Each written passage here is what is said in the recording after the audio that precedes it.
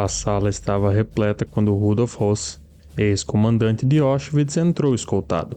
Havia um silêncio pesado no ar. Todos sabiam que o interrogatório daquele homem revelaria detalhes terríveis sobre o maior centro de extermínio do regime nazista. Höss parecia calmo demais para alguém prestes a explicar o funcionamento de um sistema que matou centenas de milhares de pessoas. Nome completo: Rudolf Franz Ferdinand Höss. Você confirma que foi comandante de Auschwitz? Sim, de 1940 até 1943 estive à frente do campo. Quem ordenou a criação do campo? O Reichsführer SS Heinrich Himmler. Após uma visita à região em 1940, determinou que seria ali o novo grande campo de concentração. O senhor sabia desde o início qual seria a função do campo? No começo, seria apenas um campo para prisioneiros políticos. Só em 1941, recebi de Himmler a ordem para preparar Auschwitz para um papel maior dentro da solução final. Como que essa ordem foi transmitida? Em uma reunião privada, Himmler disse que o Führer ordenara a eliminação dos judeus. Ponto final. Não havia espaço para discussão. E o senhor não questionou? No sistema da SS, ordens diretas de Himmler não eram questionadas.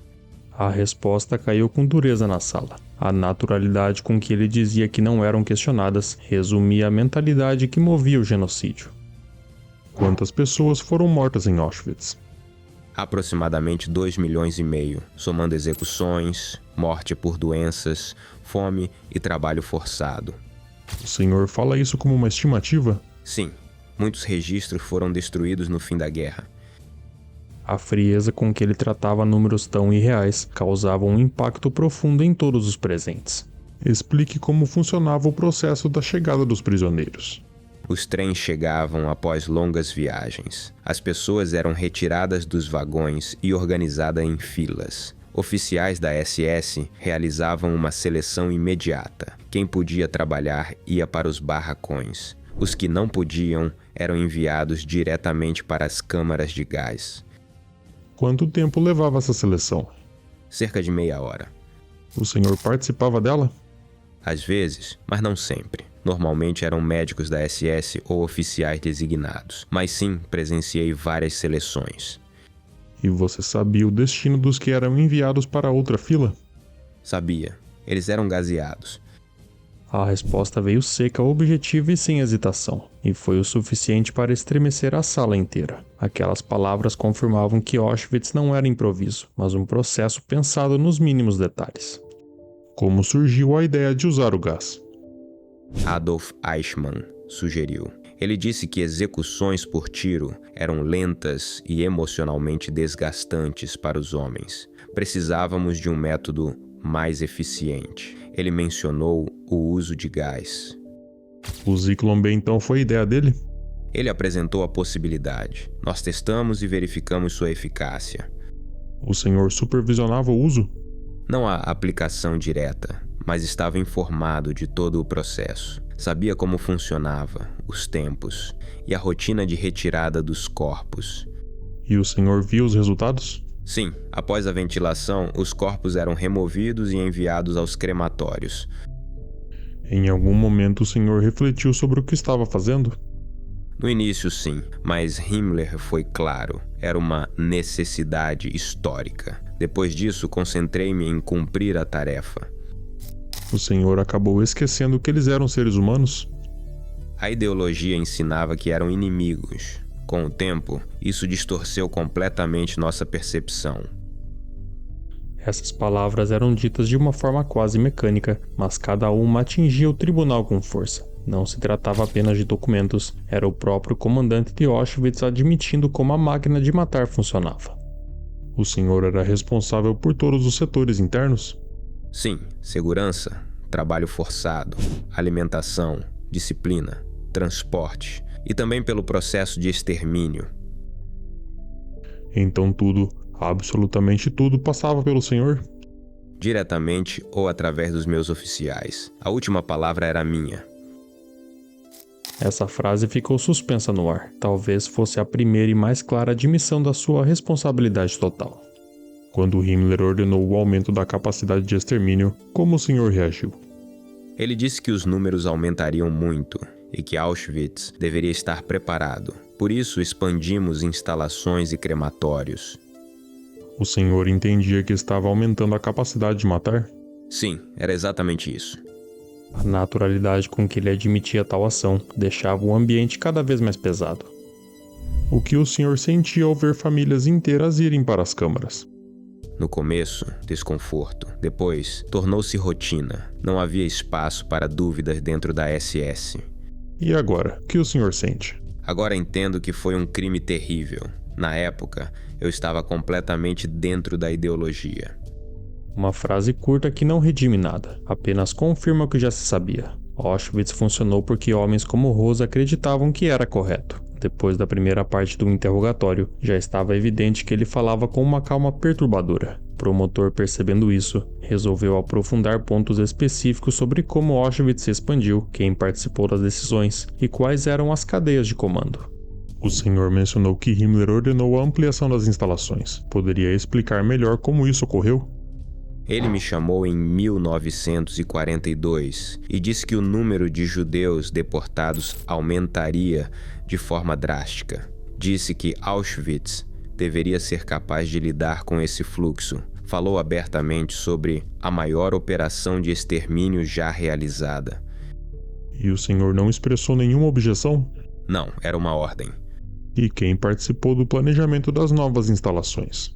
Engenheiros da SS, arquitetos do Departamento de Construções e alguns especialistas enviados por Eichmann. Eles analisaram a capacidade dos crematórios e o fluxo de chegada dos transportes. O senhor discutiu isso pessoalmente com Eichmann? Sim, ele visitou Auschwitz algumas vezes para verificar se o processo estava sendo executado conforme a ordem de Himmler. E como Adolf Eichmann se comportava durante essas visitas? Sempre de forma muito profissional. Ele se preocupava com a organização, com prazos e com a movimentação dos transportes. Parecia tratar tudo como um problema logístico. Ele demonstrava algum sinal de conflito moral? Nunca. Pelo contrário, parecia orgulhoso da eficiência. O nome de Eichmann surgia repetidamente. Ele, o homem responsável por coordenar deportações pela Europa inteira, aparecia nas palavras de Ross como alguém obcecado por organização, e não por vidas humanas. O senhor tinha autonomia no funcionamento interno do campo? Himmler confiava que eu saberia administrar tudo. Dentro de Auschwitz, eu tinha autoridade total. Inclusive para punir prisioneiros? Sim. E quanto ordenar execuções fora das câmaras de gás? Também. Mas isso acontecia principalmente em casos específicos, como sabotagem ou tentativa de fuga. Quantas execuções desse tipo ocorreram durante a sua administração? Muitas. Não sei o número exato. Centenas? Milhares? Possivelmente milhares, considerando todo o período. E essa resposta foi dada sem emoção, como se estivesse falando de números de uma fábrica, e não de pessoas. Agora vamos falar sobre o trabalho forçado. Quem decidia quem ia trabalhar e quem ia morrer? Os médicos da SS faziam a avaliação física. Eles determinavam quem estava apto para o trabalho. O senhor interferia nessas decisões? Não, eu apenas recebia os resultados das seleções. Mas então sabia que muitos enviados ao trabalho morreriam em poucas semanas? Sim, as condições eram duras, muitos não suportavam. E mesmo assim a rotina não mudou? Não havia intenção de melhorar. O objetivo principal era o extermínio. Clareza com que Rosa admitia o propósito do campo fazia a sala inteira sentir o peso das suas palavras. Era como se ele estivesse destrinchando a lógica fria por trás de Auschwitz sem emoção, mas com total certeza. E como eram escolhidos os comandantes de barracão e capos? Normalmente entre os prisioneiros alemães, muitos deles criminosos comuns. Eles mantinham a ordem interna e executavam punições. Então você sabia que muitos deles agrediam e matavam prisioneiros? Sim, era comum. E o senhor fez algo para impedir isso? Não, era funcional para a disciplina do campo. A resposta fez alguns presentes se remexerem nas cadeiras. A frieza com que ele reconhecia a violência interna demonstrava que o brutal cotidiano de Auschwitz não era um efeito colateral, era a parte essencial do sistema. Agora eu quero que explique o processo de cremação, como decidiram ampliar os crematórios. Quando percebemos que a capacidade anterior não daria conta do número de mortos, os engenheiros propuseram novos modelos, mais eficientes. O senhor participou desses cálculos? Supervisionava as necessidades gerais, mas quem apresentava os números eram os especialistas. O senhor tinha conhecimento de quantas pessoas eram cremadas por dia e qual era a capacidade média? Tinha. Acompanhava os relatórios diários enviados pelos responsáveis técnicos. O interrogatório agora avançava com precisão cirúrgica, explorando cada brecha da máquina nazista. O senhor se recorda de algum momento específico em que percebeu a dimensão total do que estava acontecendo? Talvez quando os transportes húngaros começaram a chegar em 1944. A quantidade de pessoas era enorme. Entendi que Auschwitz era considerado o principal centro para esse tipo de operação. O senhor tentou interromper algo? Não, era impossível. A ordem vinha de cima. Mas você reconhece que dentro do campo tinha poder absoluto? Sim. Então o senhor poderia ter tentado impedir, mesmo que simbolicamente? Provavelmente teria sido executado por desobediência. E isso o impediu? Sim. A justificativa de salvar a própria vida ecoou pela sala. Não havia como desassociar essa frase da dimensão moral do que estava sendo analisado. Durante as seleções, mães eram separadas de crianças. O senhor testemunhou isso? Nesse momento, Rose respirou fundo antes de responder. Muitas vezes. E o que fazia? Nada. Era o procedimento determinado. O senhor compreende o horror que isso representa? Hoje sim. Na época não via dessa forma. E por quê? Porque estava totalmente inserido na ideologia. E porque o sistema inteiro estava organizado para que não questionássemos nada. A atmosfera ficava cada vez mais pesada. A resposta de Rose, sempre direta e sem emoção, dava ao interrogatório um ritmo quase clínico, como se ele estivesse desmontando peça por peça o funcionamento interno do maior matador humano da história. O promotor, percebendo que o acusado falava sem resistência, decidiu aprofundar nos pontos humanos, nos rostos, nas cenas, nas escolhas individuais que revelavam a verdadeira dimensão do horror. O senhor mencionou que presenciou separações de mães e crianças. Durante esses momentos, o senhor ouviu pedidos, choros ou súplicas? Sim, com frequência. E o senhor ignorava? Era proibido demonstrar qualquer reação. Não podíamos interferir. O senhor lembra do rosto de alguma dessas pessoas? Lembro de muitas expressões, mas durante o serviço evitava pensar nisso. E hoje? Hoje elas voltam à mente com clareza. Nesse momento, o juiz tomou a palavra. O senhor afirma que evitava pensar. Como é possível evitar pensar, enquanto envia milhares para a morte? Dentro da SS, éramos treinados para eliminar sentimentos. Pensar demais era considerado fraqueza. Fraqueza ou humanidade? Naquela época, fraqueza. Não era um homem tentando justificar. Era alguém descrevendo uma engrenagem emocional destruída pela ideologia. E isso tornava tudo mais perturbador. Agora vamos falar das câmaras de gás. Quem decidia quando iniciar o processo? O oficial responsável pela unidade. Ele aguardava a chegada dos prisioneiros, fechava as portas e dava o sinal para liberar o Zyklon B. E o senhor visitava essas áreas com frequência? Sim, tinha que supervisionar a operação, acompanhar melhorias e garantir que as ordens eram seguidas. Supervisionar assassinatos em massa? Era isso que significava minha função. E o senhor via as pessoas entrando? Sim. Via a porta sendo trancada? Sim. E não fez nada? Era minha ordem. Eu não podia fazer nada. A resposta caiu como uma lâmina no ar. O silêncio que se seguiu foi tão intenso que parecia possível ouvir as respirações na sala. Após a gasificação, o que acontecia? Depois de um tempo de espera, as portas eram abertas. Os corpos eram retirados pelos prisioneiros especiais, que tinham a função de limpeza. O senhor vê problema moral nisso? Hoje sim, na época não refletia. Acreditava sinceramente que tudo aquilo era certo? Acreditava que era necessário. Acreditei nisso por muitos anos. O senhor sabe que muitos desses prisioneiros especiais eram mortos após algumas semanas? Sabia, era parte do protocolo de sigilo. E o senhor aprovava isso? Não era eu quem decidia, era uma ordem de Himmler. Mas o senhor a executava? Sim. Sem questionar? Sem questionar. O senhor entende o que isso significa? Que participei de um grande crime. Nesse momento, o juiz se inclinou levemente. O maior crime da história moderna. Nesse momento, Rose permaneceu imóvel, como se não pudesse ou não soubesse reagir. Agora vamos falar de outro assunto importante: experimentos médicos. O senhor sabia o que era feito em Auschwitz? Sabia de forma geral. Médicos como Mengele tinham autorização para conduzir pesquisas. Pesquisas que envolviam mutilações, esterilizações e torturas. Sim. E o senhor autorizava? A autorização vinha de Himmler. Eu apenas facilitava o acesso às instalações. Mas sabia exatamente o que acontecia. Sabia que eram experimentos severos, sim. E você nunca interveio? Não tinha autoridade para contradizer ordens médicas enviadas pela SS. Agora vamos avançar para 1944, durante a chegada dos judeus da Hungria. O senhor pode explicar o ritmo com que as operações ocorreram? Os transportes eram enormes, chegavam diariamente.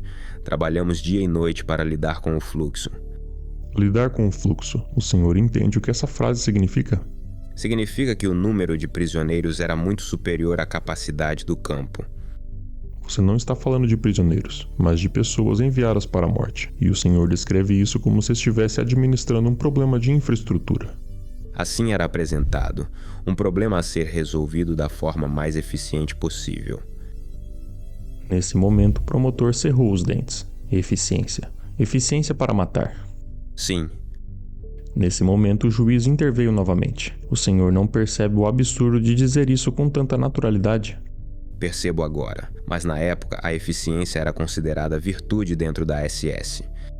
Um murmúrio percorreu a sala. Para muitos era inacreditável ouvir alguém admitir tamanha monstruosidade sem alterar o tom de voz. Em algum momento o senhor sentiu que aquilo estava fora de controle? Muitas vezes, especialmente quando os crematórios não conseguiam acompanhar a quantidade de corpos.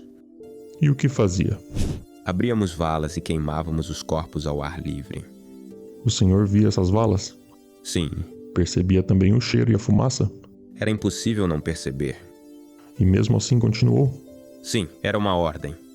O senhor entende que a frase "era uma ordem" não elimina a sua responsabilidade? Entendo. Nesse momento, o promotor fez uma pausa longa, talvez para controlar a própria respiração antes de prosseguir. O senhor considera que poderia ter deixado o seu posto? Poderia ter desertado? Provavelmente teria sido executado. Então escolheu sobreviver, mesmo que isso significasse continuar comandando o extermínio de milhares de pessoas por dia? Sim. Rosa abaixou os olhos por um instante. O interrogatório já havia descido às camadas mais sombrias da função de Rosa em Auschwitz, mas ainda havia temas que precisavam ser expostos com clareza. Ordens diretas, sua relação com o alto escalão da SS e os momentos finais quando a derrota alemã se aproximava. Nesse momento, a tensão parecia aumentar a cada resposta. Agora, vamos falar sobre as comunicações com Himmler. Com que frequência se encontravam? Não muitas vezes. Em geral, ele visitava o campo 1 ou 2 vezes por ano. O restante era feito por mensagens escritas ou ordens transmitidas por oficiais superiores. E nessas visitas, ele presenciava o que acontecia? Sim, ele sabia exatamente como funcionava. Ele entrou nas câmaras de gás? Não enquanto estavam em operação, mas visitou as instalações. Ele demonstrava alguma dúvida, alguma hesitação? Nunca. Pelo contrário, ficava satisfeito com a organização. Satisfeito com a eficiência da morte? Sim. Nesse momento, o juiz se inclinou novamente. O senhor entendia aquilo como aprovação? Sim, ele elogiava a disciplina dos homens e a ordem do campo. Ordem? Sim, essa era a palavra usada. Ordem, uma palavra neutra transformada, ali em símbolo de destruição. Cada vez que Rosa pronunciava, soava como uma distorção cruel da linguagem. E quanto a Miller, o chefe da Gestapo, o senhor recebia ordens dele também? Diretamente não. Ele se comunicava mais com Eichmann, que repassava instruções para nós. Então Eichmann era o elo entre Auschwitz e a máquina administrativa do extermínio? Sim, ele coordenava tudo que dizia respeito aos transportes e às soluções logísticas. O senhor confiava nele? Ele era extremamente competente. Cumpria tudo de forma impecável. O senhor está chamando competência o fato de organizar a morte de centenas de milhares de pessoas? Era assim que víamos na época. Competência significava cumprir a missão sem falhas. O senhor tem consciência do que está dizendo? Tenho. Vamos avançar agora para outra parte, as punições internas, como eram tratadas rebeliões, sabotagens ou tentativas de fuga. Com execução imediata. O senhor pessoalmente autorizava essas execuções? Sim, era minha função. E os prisioneiros eram informados do motivo? Não, apenas eram chamados e levados para a área designada. O senhor via essas execuções? Algumas vezes sim. E o que sentia? Nada específico, era rotina. Essa resposta fez várias pessoas na sala desviarem o olhar. O senhor se lembra de algum prisioneiro específico? Algum caso que tenha marcado? Não, eram muitos. Era impossível acompanhar individualmente. Essa era a parte mais perturbadora. O senhor fala como se fossem números. Era assim que a SS nos ensinava a ver. Não havia arrogância e nem defesa agressiva, apenas frieza. Talvez isso tornasse cada resposta ainda mais difícil de ouvir. Agora vamos falar da evacuação em 1945, quando o Exército Vermelho se aproximou. O que aconteceu em Auschwitz? Recebemos ordem para destruir documentos, desmontar instalações e evacuar prisioneiros capazes de caminhar. E os que não podiam? Foram deixados para trás. O senhor sabia que muitos morreriam Sim. e não tentou impedir essa evacuação forçada? Não, era uma ordem direta. O senhor repete isso constantemente. Era uma ordem, mas estamos aqui para analisar responsabilidades. O senhor compreende que seguir uma ordem não absolve o crime? Compreendo agora. E por que não compreendia na época? Porque vivíamos isolados da realidade. A ideologia da SS era absoluta. Absoluto o suficiente para eliminar a consciência? Sim. Durante a evacuação, houve execuções adicionais? Sim, prisioneiros que tentaram fugir durante a marcha foram mortos. O senhor aprovou isso? Sim, era parte do procedimento de marcha forçada. As marchas da morte, conhecidas pela sua brutalidade, agora eram confirmadas ali diante de todos, com a mesma frieza que caracterizava toda a fala de Ross. Vamos falar sobre o momento em que o senhor deixou Auschwitz. Como recebeu a notícia de que o campo seria tomado? Fui informado pelos superiores da SS. Era preciso retirar o máximo de prisioneiros e destruir evidências. O senhor participou da destruição de provas? Sim, ordenei a queima de documentos e arquivos internos. Isso incluía relatórios de mortes? Sim, E por que destruir esses documentos? para que não fossem usados contra o Reich. Contra o Reich ou contra o senhor? Naquele momento não pensei nisso. Apenas cumpri o que foi ordenado. Mas sabia que estava apagando o rastro de um genocídio. Sim, O senhor tinha medo? todos tinham. Medo do quê? Do julgamento, da derrota ou da própria consciência? Medo do colapso. Medo do que aconteceria conosco. E medo do que vocês tinham feito? Também. Nesse momento, Rose hesitou pela primeira vez em todo o interrogatório. Essa era a primeira fresta humana que aparecia, não como redenção, mas como sinal de que por trás da máscara militar havia um homem encarando o peso da própria história. Quando o senhor fugiu, tentou se esconder? Sim, assumi outra identidade. E por que fugiu? Porque sabia que seria procurado. Por que sabia que seria culpado? Sabia que seria responsabilizado. O senhor se considerava culpado naquele momento? Não da forma como vejo hoje, mas sabia que minha participação seria julgada. A sessão caminhava para o final, mas ainda faltava o ponto mais importante: responsabilidade. Depois de horas desmontando a estrutura administrativa, logística e moral em Auschwitz, o tribunal precisava ouvir de forma direta o que Rosa entendia sobre os próprios atos. Era o momento em que nenhuma ordem, nenhum superior e nenhum protocolo poderia protegê-lo.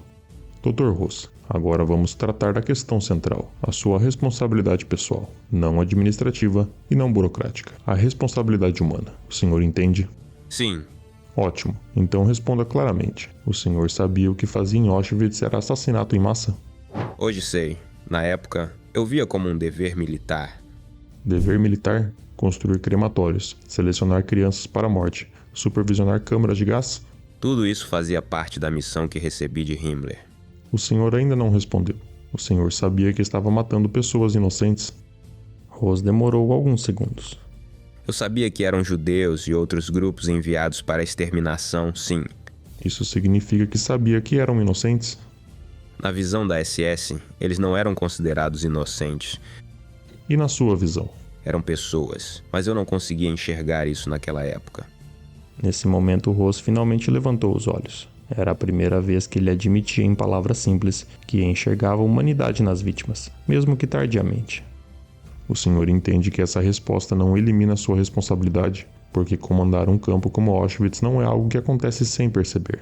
O senhor entende que centenas de milhares de pessoas morreram porque as suas ordens, suas escolhas e a sua organização tornaram isso possível. O senhor se arrepende. Rose respirou fundo mais uma vez. Sim, mas o arrependimento agora não muda o que aconteceu. E quando o arrependimento surgiu? Depois da guerra, quando percebi o que o Reich havia feito, quando percebi que tudo ruiu e tive tempo para pensar longe da ideologia. O senhor percebe como isso soa? Sim. O senhor entende que poderia ter dito não? Eu acredito que sim, hoje, mas nunca considerei essa possibilidade na época. Porque tinha medo? Sim, e porque acreditava completamente na ideologia.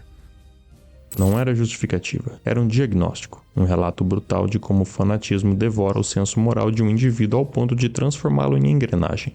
Agora o juiz pega a palavra.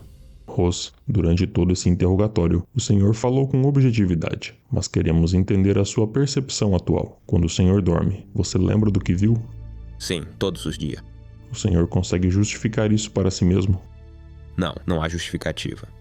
Então me diga, o que é Auschwitz para o senhor hoje? Aqui Rose fechou os olhos por um instante. É a maior tragédia da minha vida e meu maior erro. Seu maior erro ou seu maior crime? Meu maior crime. Vamos falar sobre a sua captura. O senhor tentou fugir, mudou de nome, procurou se esconder. Por quê? Porque sabia que seria punido. Porque sabia que era culpado? Sim. Então por que agora tenta explicar a sua obediência? Estava apenas seguindo ordens, não é uma defesa, e sim uma confissão? Sei disso. Dr. Rose, responda sem rodeios. Se pudesse voltar no tempo, teria recusado essa missão? Nesse momento, Rose demorou mais do que em qualquer outra resposta. Sim, teria recusado. Isso é sinceridade? É, mas sei que isso não muda nada. O interrogatório estava próximo do fim. A sala carregava uma mistura de incredulidade e exaustão. Era difícil ouvir, difícil aceitar e difícil imaginar. Mas necessário. A verdade precisava ser registrada, mesmo quando falada pela boca de quem a executou. O senhor acredita que merece ser condenado? Sim. Por quê? Porque era meu dever impedir aquilo, mesmo sob ordens, mesmo com medo. Eu deveria ter recusado.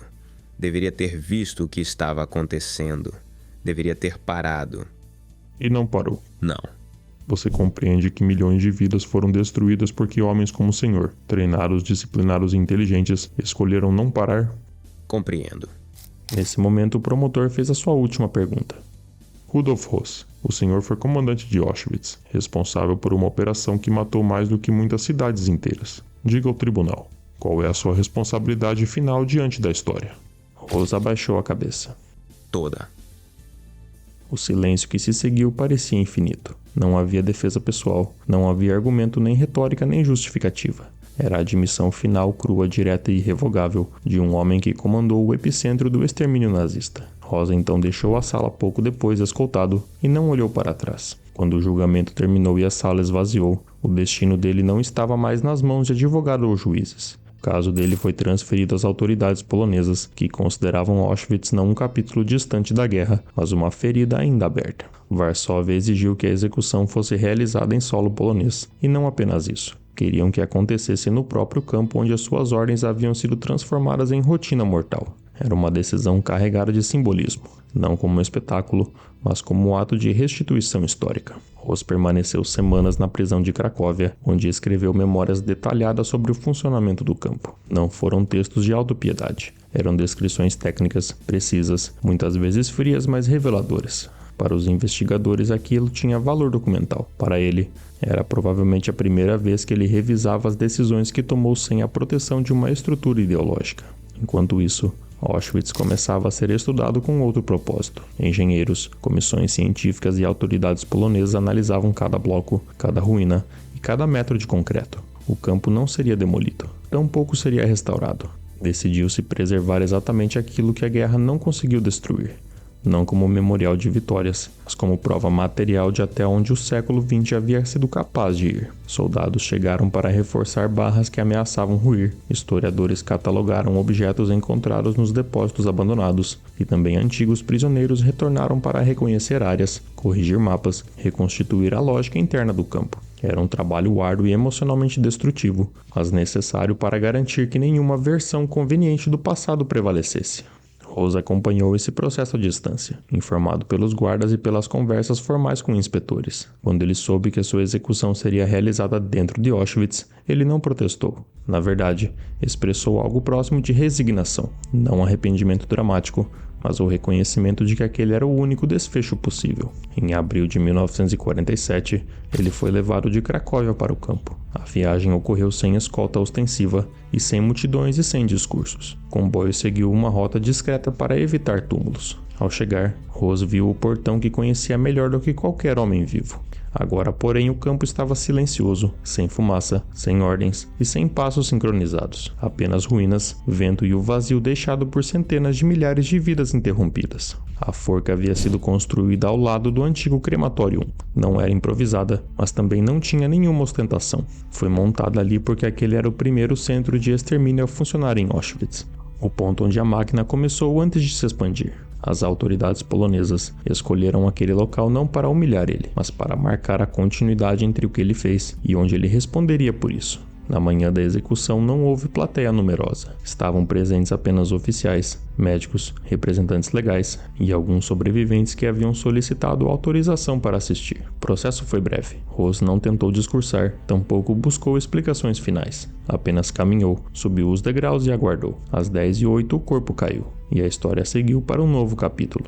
Não de esquecimento, mas de documentação. Auschwitz transformou-se em um museu em 1947, poucos meses depois. Sobreviventes, pesquisadores e governos passaram décadas estudando cada fragmento para que nada ficasse sem registro. O interrogatório que você acompanhou e os eventos que o seguiram se tornaram parte dessa documentação, não como peça de propaganda, mas como testemunho de um tempo em que a racionalidade humana foi desviada para um propósito que continua desafiando a nossa compreensão. Muito obrigado por assistir esse vídeo até o final. Caso você tenha gostado do vídeo, considere apoiar o canal com apenas R$10. Isso vai nos ajudar muito a manter o projeto sempre ativo aqui no YouTube. Obrigado pela sua audiência, que Deus abençoe a todos vocês e até breve.